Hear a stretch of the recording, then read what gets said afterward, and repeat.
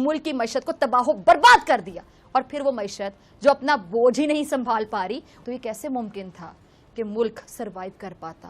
तो भारत के साथ सऊदी अरब के बड़े इस वक्त डीपनिंग रिलेशनशिप है इकोनॉमिक। भारत के अंदर इनकी जो 2021 में अगर आप देखें तो तकरीबन ये $2.5 बिलियन की मार्केट थी, मतलब even then it's a big market. $2.5 billion सुनने में आया कि अभी जो है ये तकरीबन इस वक्त जो है 8.5 बिलियन की मार्केट हो गई, और इसके होते हुए मुल्क किसी सूरत तरक्की नहीं कर सकता। 2030 एक अदारा है बेन एंड को, उनकी तरफ से बताया जा रहा है कि ये मार्केट जो है वो 2030 तक, यानी कि आज से 6 साल बाद, ये मार्केट $85 बिलियन की हो जाएगी। इससे बड़ी खबर क्या हो सकती है कि आज पाकिस्तान की स्टॉक मार्केट में ब्लड बाथ हुआ है। पाकिस्तान स्टॉक एक्सचेंज में शदीद मंदी है। पाकिस्तान स्टॉक एक्सचेंज में आज एक बहुत ही खतरनाक दिन देखने में आया। आज मार्केट क्रैश कर गई। भारत के अंदर ये मार्केट क्यों इतनी बड़ी हो गई है? और यार कोशिश करो, ट्वीटें बेच के रोटी मिलेगी तुम्हें, जो सारा दिन बदतमीजियों के तूफान करते हो टिकटॉक पे और इंस्टाग्राम पे, इससे खाना मिलता है? एक सर्कस है बस। क्यों रिकॉर्ड नहीं रखना चाहते? हम चोर हैं, हम डाकू हैं, हम क्या हैं? फिर मुसलसल उसी तरह से मंदी का शिकार अरबों रुपए जनाब डूब रहे हैं। ये जो कहा जा रहा है कि 2027 तक जो नंबर ऑफ मिलेनियर्स हैं इंडिया के अंदर, वो कहा जा रहा है 69% बढ़ जाएंगे। कि मुझे उस दिन का इंतजार है जब हम भीख मांगना बंद करते।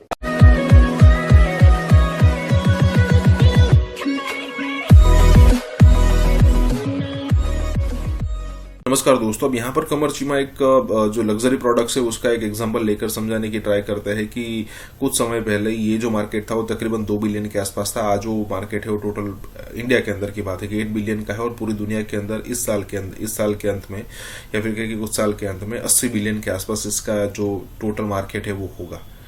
अब यहाँ पर चीमा का कहना यह है कि इंडिया जो है वो इतनी छोटी छोटी इंडस्ट्री भी, इंडिया के अंदर बड़ी इंडस्ट्री ऑब्वियसली है, लेकिन छोटी छोटी इंडस्ट्री भी इतने बड़े पैमाने पर है कि भाई उसका अगर आप समराइज करो तो अच्छे खासे बिलियन हो जाते हैं। अब देखिए, किसने सोचा था कि आईटी फील्ड में इंडिया इतना तरक्की कर लेगा कि उसकी जो सर्विसेज का जो टोटल अगर आप काउंट करो तो 160 बिलियन होगा। पाकिस्तान 2 बिलियन भी नहीं कर पा रहा है। अगर आप इंडिया की मान लीजिए कि इंडिया की पॉपुलेशन 6 गुना ज्यादा है पाकिस्तान से, तो आप काउंट कर लीजिए कि भाई पाकिस्तान की अगर 2.5 बिलियन है तो इंडिया की ज्यादा से ज्यादा 15 बिलियन होनी चाहिए मल्टीप्लाई बाय 6 के हिसाब से, लेकिन इंडिया की 160 बिलियन है। क्या कैसे कंपीट करोगे?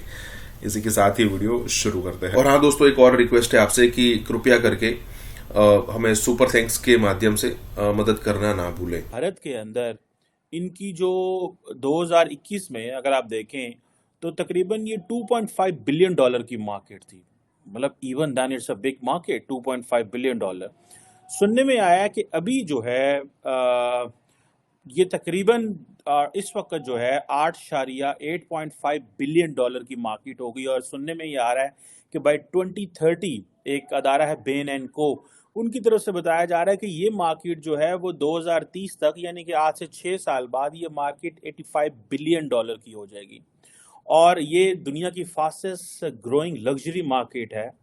सवाल ये पैदा होता है, ये हमारे छछोरे और जो एलीट हैं ये दुबई और लंदन में क्यों जाते हैं?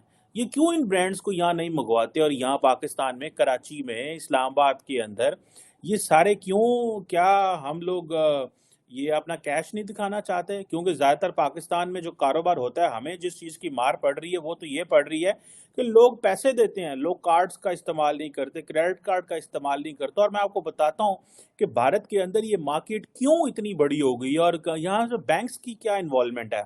हमारे यहाँ तो बैंक्स 1 लाख रुपए का, 2 लाख का क्रेडिट कार्ड नहीं देते।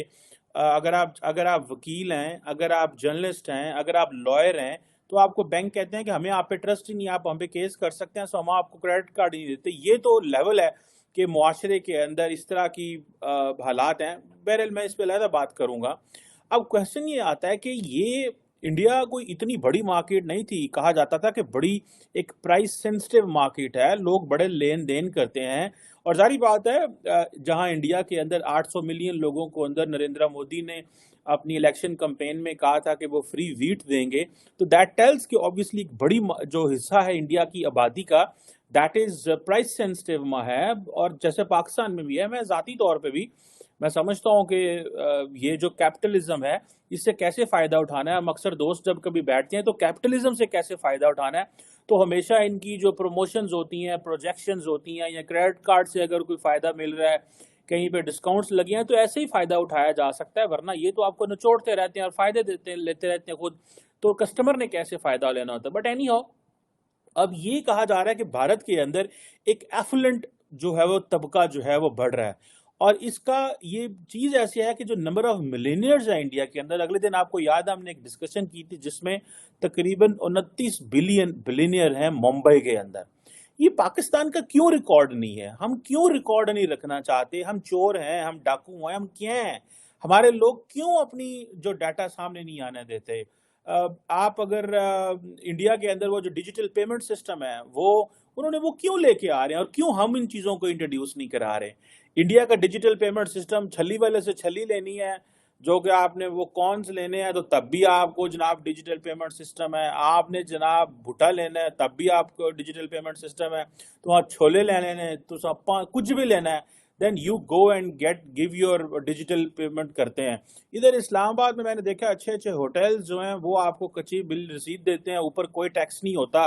जारी बात है हुकूमती अदारे आते होंगे बाहर से उनसे पैसे लेके और उनको अलाउ कर रहे हैं, तो हमने तो जारी बात है गरीब ही रहना है फिर। बहरहाल ये जो कहा जा रहा है कि 2027 तक जो नंबर ऑफ मिलेनियर्स हैं इंडिया के अंदर, वो कहा जा रहा है 69% बढ़ जाएंगे। इट मीन्स कि 19,000 से ज्यादा इंडिया के अंदर ऐसे लोग होंगे जो कि हाई नेट वर्थ होगी जिनकी, और उनकी जो वर्थ है कहा जाता है कि $30 मिलियन प्लस होगी।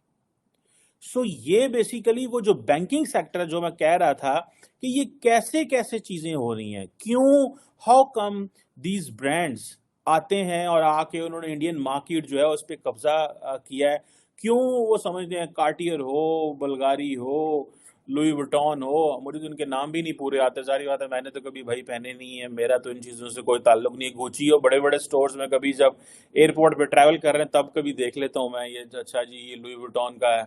आई have been to Paris few times, तो वहाँ पे शांज़ेलीज़े पे देखता हूँ, वहाँ पे जी ये लुई वुइटन है।